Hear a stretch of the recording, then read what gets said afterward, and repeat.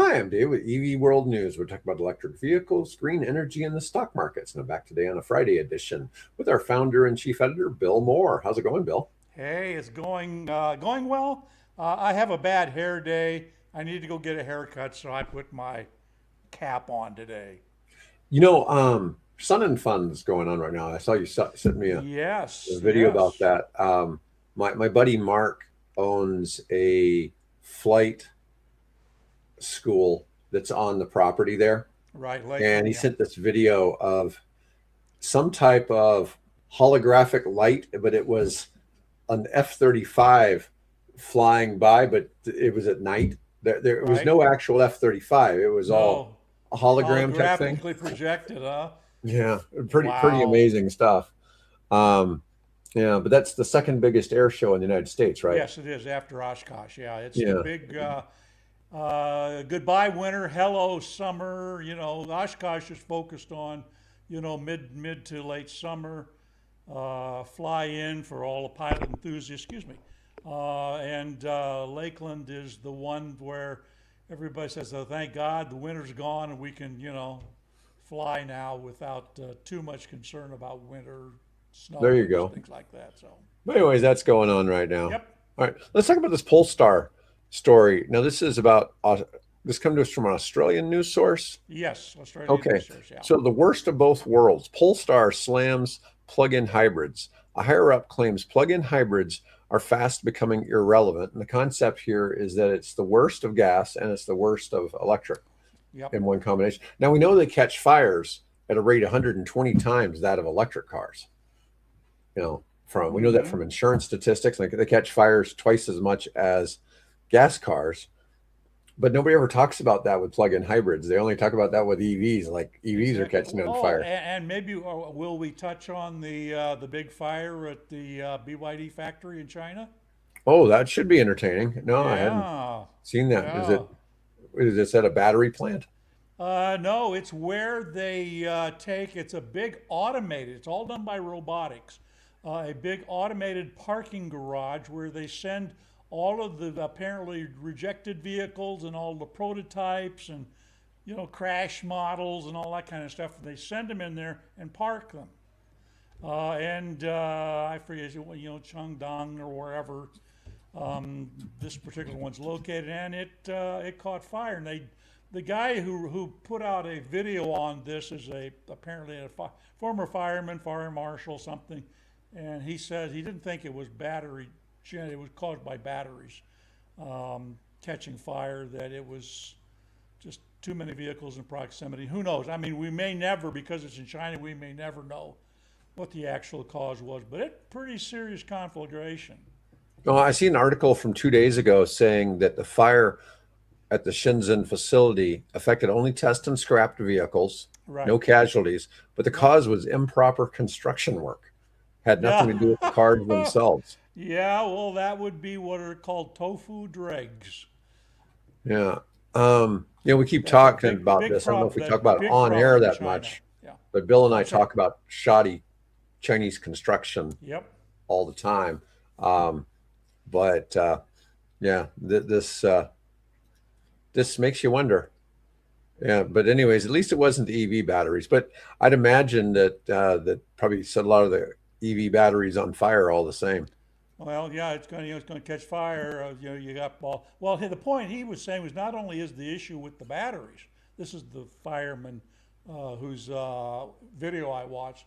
So not only that, he says most cars anymore are basically plastic. It's Mhm. oil, and once that stuff catches fire, you got all kinds of toxins that are being and fire sources of fire to keep that thing going. So I don't know if they've put the thing out yet or not. I haven't seen. Yeah. Well, back to the Polestar story. Back to Polestar. Um, People are spoiled for choice when shopping for a new car. We got gas, diesel, mild hybrid, full hybrid, plug-in hybrid, battery EVs, and even fuel cell hydrogen vehicles, all making up part of the diverse auto universe. However, Polestar's put all of its eggs in the electric basket and no longer considers plug-in hybrids a good choice. I think plug-in hybrids are the worst of both worlds. So you've got all the complexity of an electric drivetrain coupled with all of the weight and complexity of a petrol drivetrain. you don't have zero emission, and you have an increase in maintenance requirements because you get all these varying systems that need to be maintained independently. I've often wondered about that, that you've got that concept. I mean, the idea usually is you have a plug-in hybrid has a 40-mile electric range, and Right. you really don't drive it with gas. Yeah. But you still have to occasionally change the oil and do things like that. I had a couple interesting conversations this week. One was one of the gentlemen that I'm members with in our local EAA chapter, who happened to be he parked right next to me a Chevrolet Bolt. I'm sorry, Volt, Chevrolet Volt. And I got to chatting with him, and he says, he says the battery on this thing doesn't work anymore. And it degraded finally to the point, it's an early, I think 2014 model, something like that. And he says it would cost me, he says I could go get the battery, replaced with a rebuilt battery, but that's going to cost me $7,000. And the car, given its age and miles, because he's got like over 200,000 miles on it, says the car is, only worth $2,400. So what do I do? He says, he says, it's just basically a gasoline car. The other conversation I had was also interesting in respect to this because it is with a gentleman who is running for Congress. And I had a conversation with him because he drives a Jeep Commander, the electric, the fully electric version. And we got to talking about plug-in hybrids and range extended hybrids as well. And I brought this point up with the extra costs and things like that. So more and more people are involved in talking with it that I just, you run into. So that is a 10 kilowatt hour battery that's in that Volt. Okay. That is at current prices, wholesale to the manufacturer at $70 a kilowatt hour. That's only $700. They want to charge him $7,000 to put that in. $7,000. And that's not fair to claim that as a downside to the technology. Are you sure it's 10 kilowatts? I mean, the car originally had 40 miles, 35 to 40 miles. Yeah, it's like 37, I think. Yeah, but I mean, realistically, that should be about 10 kilowatt hours. Well, because I've got a 24 in my Fiat, and that'll do 80, 85. So yeah, that makes about sense. Yeah, but I'm just guessing that. I'll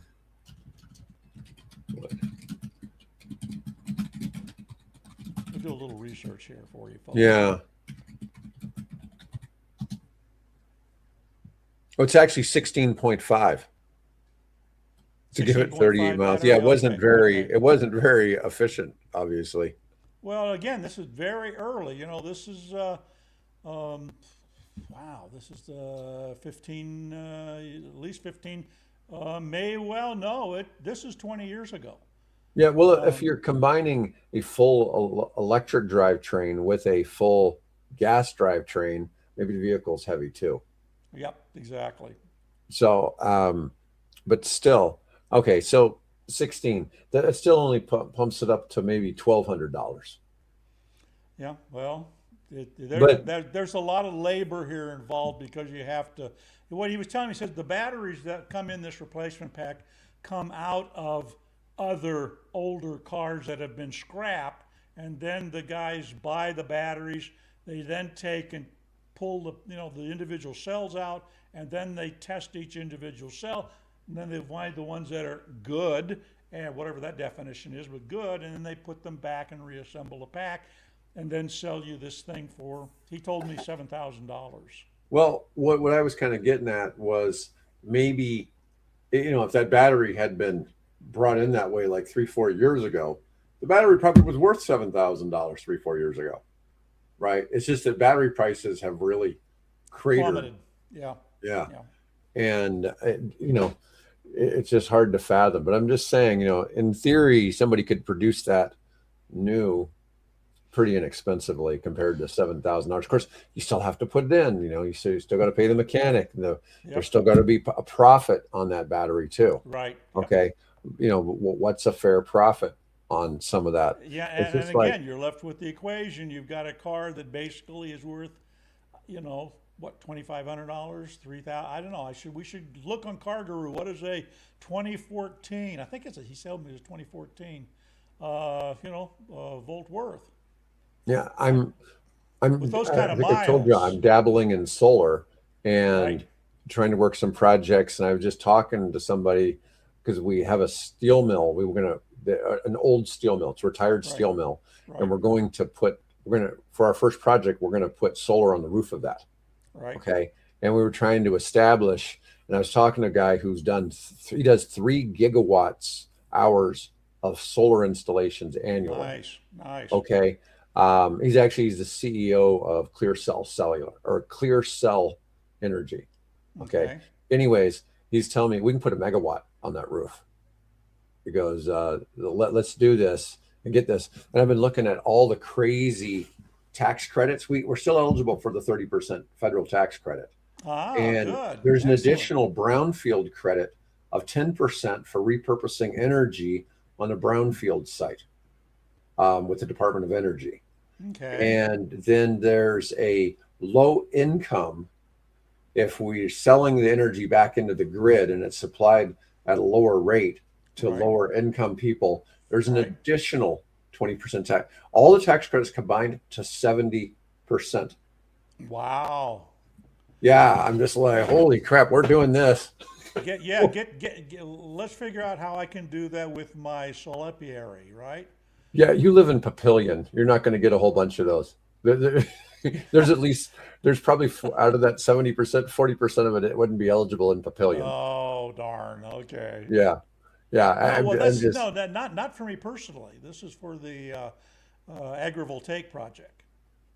yeah. No, no. I'm with you. I'm with you. But Okay. it still could probably unless you could really find it. Can we really truly find a poor neighborhood in Nebraska?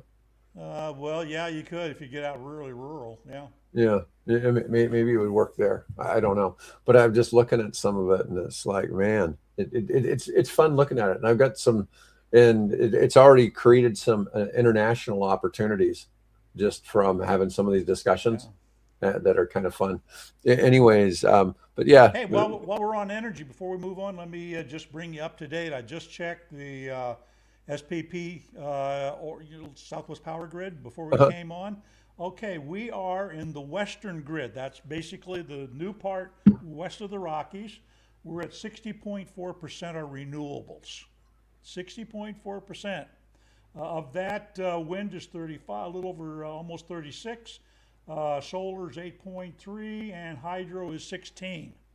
So Here in the is east, Iowa on the other side of that power pool then? no, the new one also includes parts of Iowa, but that's the eastern zone, which is what we're in. Okay, we're in the Okay, so the eastern zone. western zone is from basically Rocky Mountains west. Got it. Eastern zone, which is Rocky Mountains east, over into Iowa, we are at 72.3% renewables.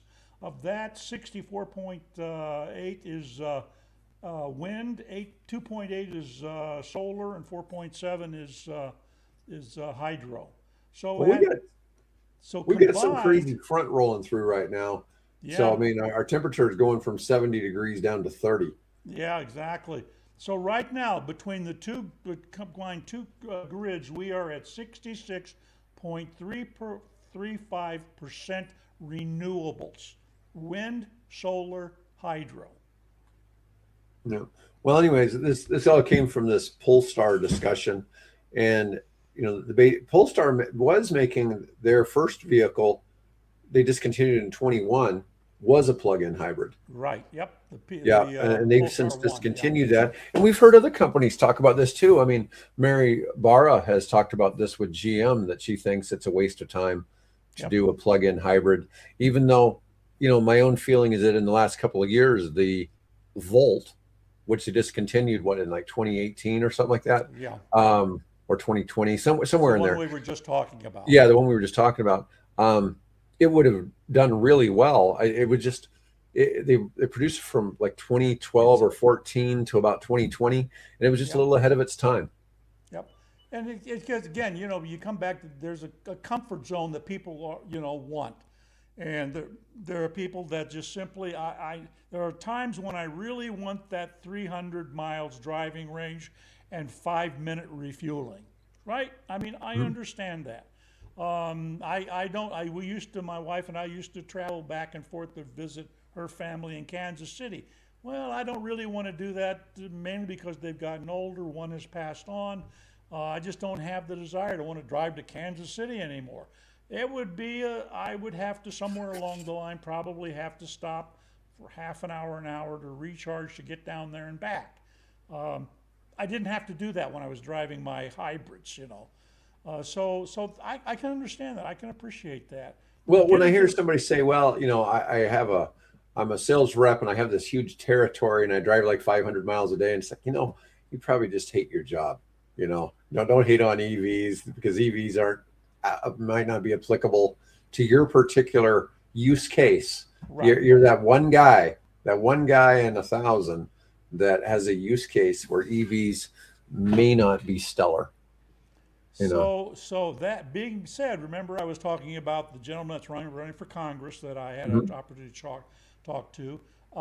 He drives the all electric Jeep, Commander, and he has to cover an area where he will typically in a day have to drive 600 miles to go, visit and do a, town hall meeting and those kinds of things that he does. Been able to do it. Hasn't been a problem. Now, he did bring up to me, he said, "Did you hear about BYD?" And I said, "Well, what, the fire?" He says, "No." Did you hear about this 5 minute recharge, right?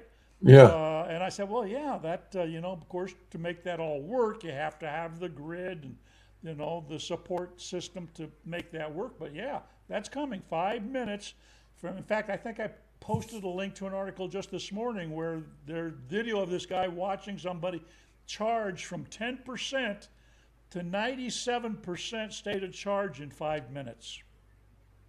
Amazing. Yeah, it is just staggering. In fact, the guy I was telling you I was talking to about solar, he was telling me that he's installing Tesla mega chargers, you Right. know, for trucking, For trucking, yeah. and he was talking about all of the crazy, we were talking about the crazy amount of energy that has to be deployed. I was asking him, well, you must have some kind of battery pack rapidly deploying that energy. He goes, yeah, we're using solid state Yeah. batteries for that. And but he was saying it was solid state came out of a certain technology that's been Yeah. around for a while. It wasn't like the new solid state batteries. Yeah. Yeah, 30-minute charging is more than reasonable. Oh, absolutely. yeah. Absolutely. Anyways, we'll move on from the Polestar discussion. Let's go ahead and let's talk about. I've had a few articles about Tesla today, or for the last couple of days. Um, Tesla stock down 32% from all-time high, and currently it's at like Ouch. $406. It was in the 300s again, and so it's popped back up above 400. Uh, Earnings reports coming on April 22nd. Investors nervous about margins. Production 5 days from now, exceeded huh? Yeah. deliveries. So they produced 408,000, but only delivered 358,000, meaning there's 50,000 units 50,000 sitting in a parking increased lot. in Yeah. inventory. Yeah. Yeah. Um, European, but they're having a European comeback. German registrations for Tesla are up 160% year over year. France are up 203% year over year, showing that brands Good. recovering in Europe. Potential lower cost SUV, a cheaper than the Model Y, could be a game changer for the mass market. I haven't really seen a lower cost SUV proposed by Tesla. No, I haven't. From what I've seen, from what I've heard or read, is that they're looking at a scaled down version of the Model Y that's some inches shorter, and that will be their $25,000, car supposedly. Although obviously it'll probably come in closer to over 30, I would Well, guess. well, Ford has that thing called the Eco Drive or the Eco Boost or something like that. It's a really small SUV. Mm-hmm. And Buick has basically the same vehicle as well, that are really tiny SUVs. You just Yep. sitting a little higher. I mean, Right. all the Yep. sport utility vehicle is, I still think of at a minimum like a Jeep Cherokee or a Ford Explorer. Exactly. Yeah. Why they call the Model Y an SUV does no. No, it really doesn't strike me as being an SUV. I mean, it's very comparable to a Volkswagen Bug, right? It's very similar look. I mean, it's probably not a whole lot different in terms Yeah. of, Yeah. It just you well, know, it's obviously it's more aerodynamic than what your yeah, typical SUV is, but yeah. yeah. I'm just saying. I mean, but That's the anyways, moniker that somebody marketing gave it that moniker. all right. So we're in April of 2026, and Tesla Cybertruck, or I'm sorry, Cybercab production starts this month.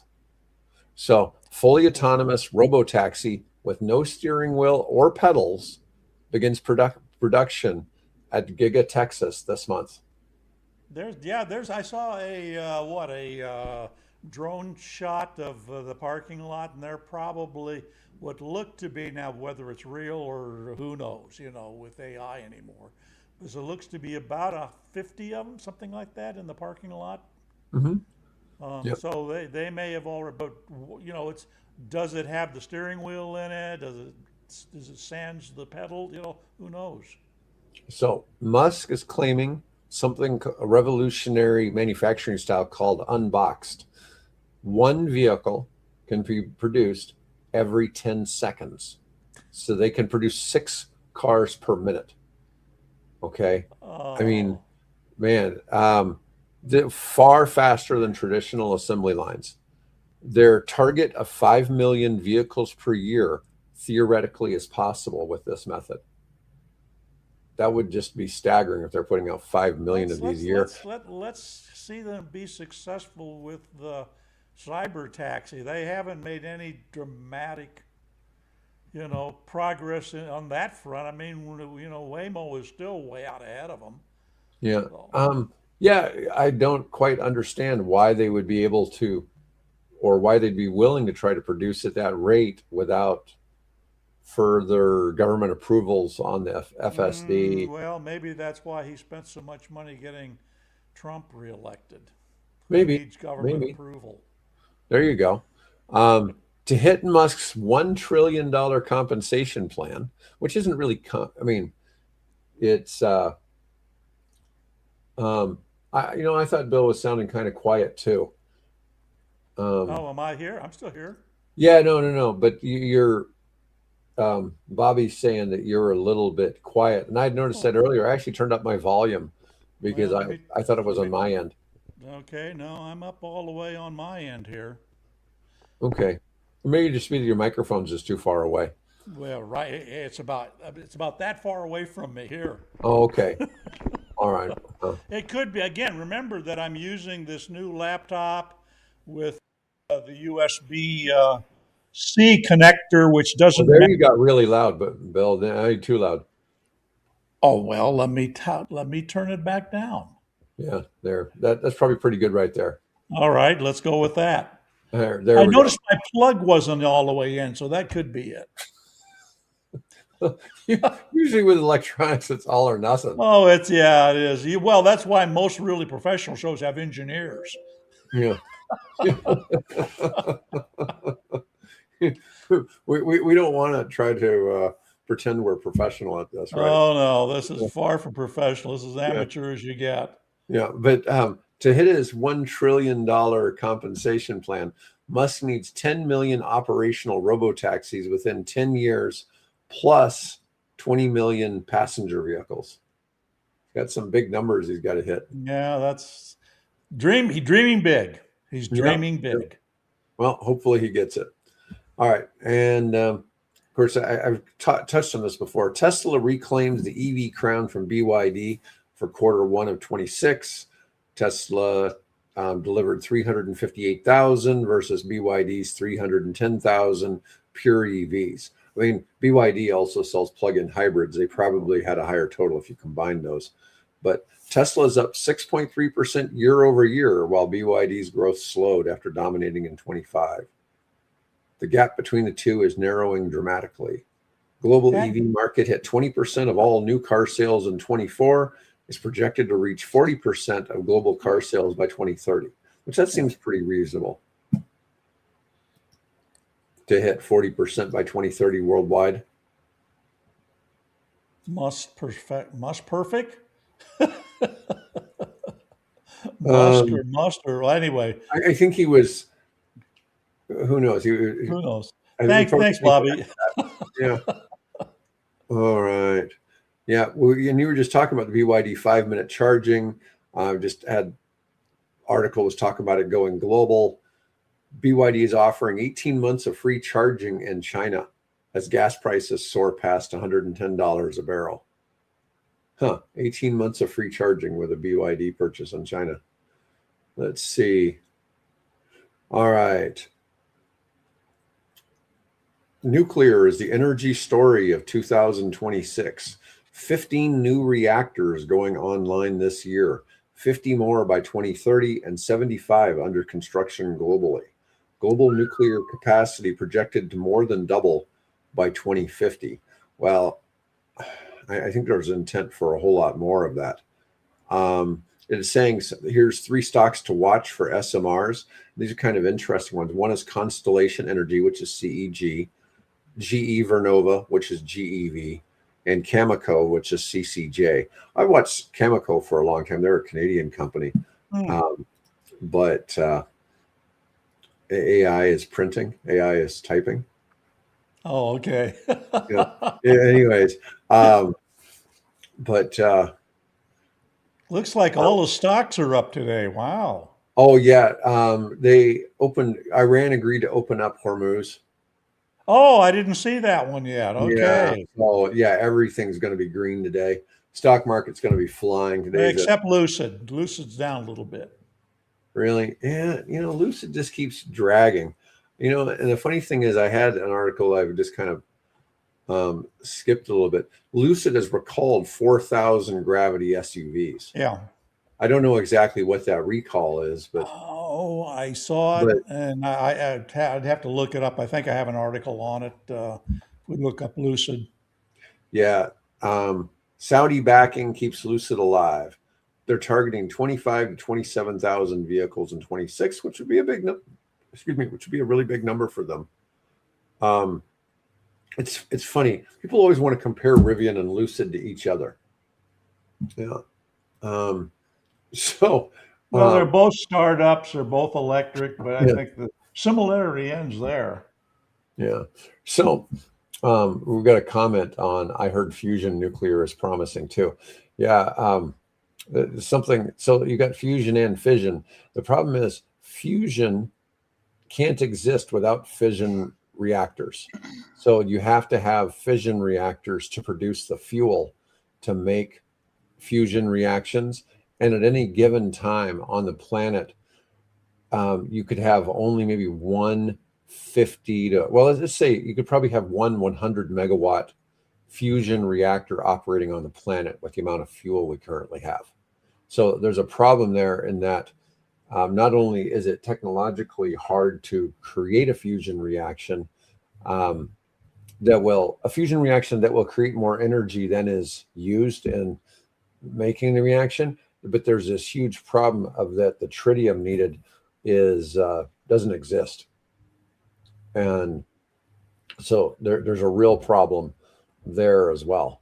So Yeah, the I just looked up the Lucid recall is mhm. 3,627 vehicles over a disconnected half shaft.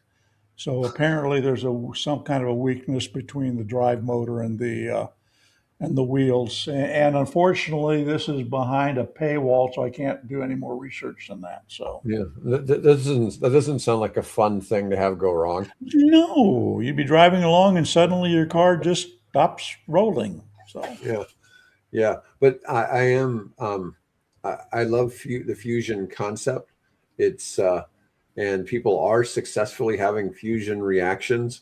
But I was telling Bill, yeah, yeah, people the Livermore National Laboratory. When I was listening to one of the lead scientists at an event I was at, and she was talking about they've successfully 10 times in 3 years had been able to have a fusion reaction that generated more energy than was used to create the Created, yeah. transaction.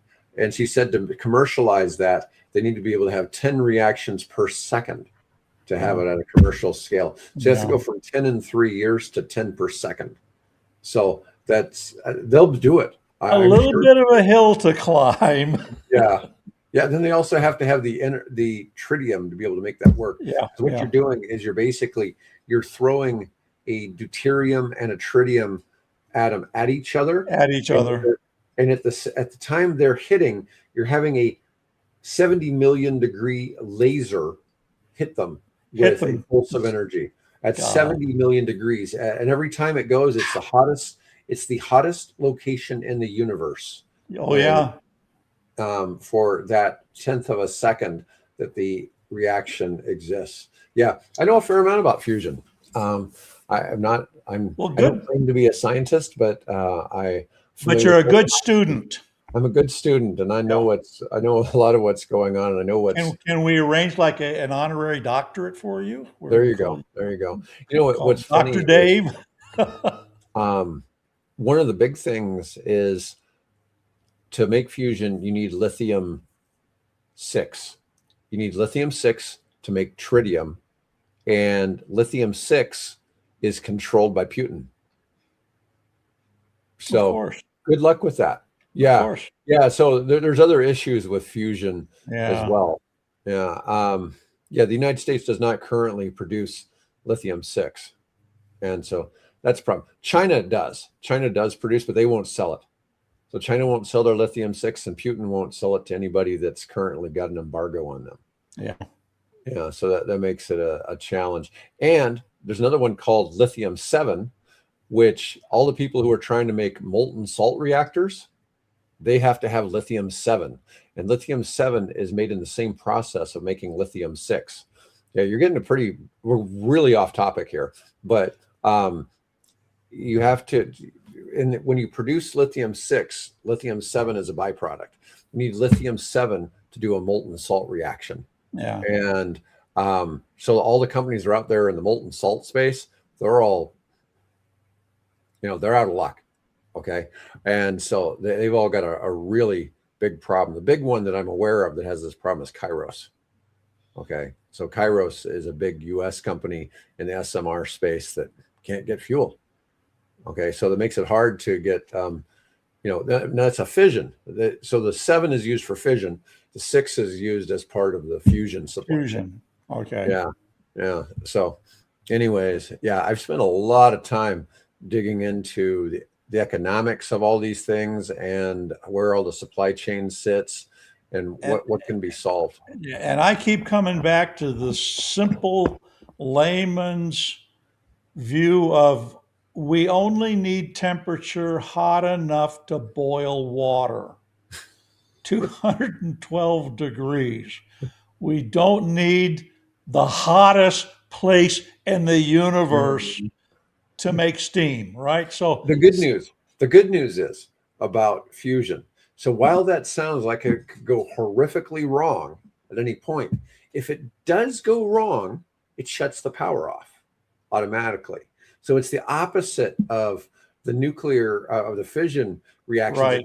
3 Mile Island, Chernobyl, but Fukushima. With fusion, it just snuffs itself out. See, fusion, one of the things is fusion doesn't want to happen. You have to really force fusion to happen, whereas fission is happy to react. Okay. And in fact, but it's so happy to react, it's really hard to get it to stop once it goes bad. Okay. And that's what's happened to Chernobyl was it got away. Anyways, I'm just saying it's interesting to kind of look at it. So that if something ever went wrong with fusion, it's super safe. It's super safe from that perspective that it'll just shut itself down. Yeah. Yeah. But these 70 million degree reactions are happening in 90 different research facilities around the world. So I don't know how many times they're successfully happening, but they're certainly at least coming close in all of those facilities. Fascinating. Yeah, they're at least getting to millions of degrees, if not the whole, like 70 million degrees. Yeah, Yeah. it's stupid how some of that is. Let's see. All right. Intel joins Musk's $25 billion terafab AI chip project. Musk building a chip factory producing 1 terawatt of AI computing capacity per year. 70% of TSMC's global output from just one facility. Intel is contributing 1.8 NMs, nanometers, nautical miles.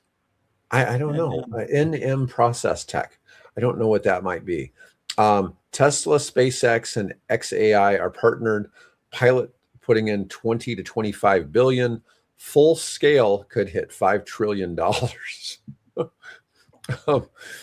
80% of output for SpaceX orbital AI satellites, 20% for ground-based, be coming out of this terafab project. Massive power implications. Entire U.S. produces only 0.5 terawatt of chips annually. This one facility would be twice that. He is just bound and determined to corner every market, isn't he? Yeah. Yeah. AI data centers to consume 9 to 17% of U.S. electricity by 2030.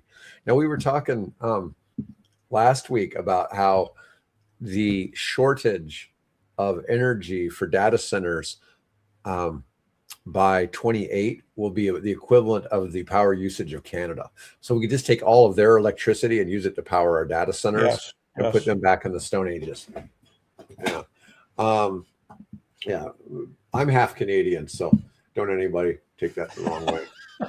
I didn't know that. Half Yeah, my Canadian. mom's from Canada. Oh, you're from Canada. Okay. Yeah. AI currently And she's uses. a sweet lady. I got to meet her, guys. So Um, Data centers currently are 4 to 5% of U.S. electricity, projected to double or triple by 28. Well, they certainly want that much energy by 28. At least 16 gigawatt or larger scale data centers are scheduled to come online by next year, by 2027. That's 30 gigawatts of total new load out of these 16 gigawatts. I have a call wow. this afternoon with somebody who's doing a 2 gigawatt data center. And I'm just like, they throw this, Mike Herzog, our Wednesday host, Right. Who is a grid engineer. I mean, that's what he does. He sets these things up. And he said it used to be when he first started, people were talking about these massive mega projects that were like 20 megawatts. And now people are talking in gigawatts, and a gigawatt is 1,000 megawatts. And they've got a couple of these doing 8 gigawatts. It's just really hard Yeah. to fathom. I know when I first watched Back to the Future, one of the things you had to do to make the car go back in time, you had to have so many. You had to have like a gigawatt. Right. Exactly. Yeah, Yes. of energy. And and back then I had no clue what a gigawatt represented. 1.7 to whatever it was gigawatts. Yeah. Yeah, and the only way to do But that that's was but they got that out of a lightning bolt. So hey, just I don't think you capture could have got. lightning. I don't think a lightning bolt has that much energy in it. I bet it isn't even close. Okay, which is kind of funny, right? I could be wrong. If anybody knows that, feel free to tell us. But I'm just saying, I would doubt that it really has that much energy, because that'd be like 2 nuclear reactors, 2 grid scale nuclear reactors, Yeah, two but water but he's cooling towers. but he gets it out of that little food processor thing on the back of the car. He Yeah, just dumps aluminum cans and trash in it, and thank God he had some good transistors, right? it's good. Yes, exactly. Yeah, to be able to harness that power. And Yeah, ironically, that car gets killed by what? I don't even remember. A steam engine. I think it was a steam engine. Maybe it was a diesel. I don't remember. It was a train, though. Yeah. Um, all right. Let's see where we at. All right. Well, that's all I really wanted to cover for today. We're out of time, anyways. Oh, okay. Anyway, hey, just quick. If you live in the Omaha area, we are doing Earth Day, the Sierra Club. We're going to have a bunch of EVs there. So if you want to haven't been around or experienced or talked to anybody, be sure that you stop by either the Omaha Earth Day, which is next Saturday, or this coming Sunday in Bellevue, Nebraska at the university. So there's Yeah. my 2 cents. Oh yeah, the Marine Let me Sea cover Glider. this real quick. Okay, Yeah, so Marines are flying Sea Glider. This is not an actual picture of the Sea Glider. This is what it looks AI like. did that for me. Yeah. U.S. Marines are evaluating an electric wing and ground sea glider that skims just above the water at high speed using ground effect lift. It transitions from hull hydrofoil to low altitude flight, offering fast, low signature coastal transport for all troops and gear.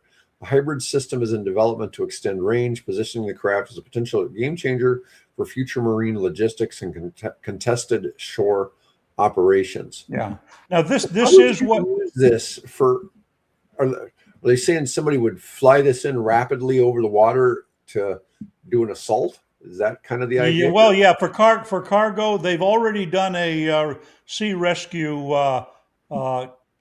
demonstration where they had some pilots out in a raft, and all this testing is being done in the Narragansett Bay up outside of Provincetown, Rhode Island.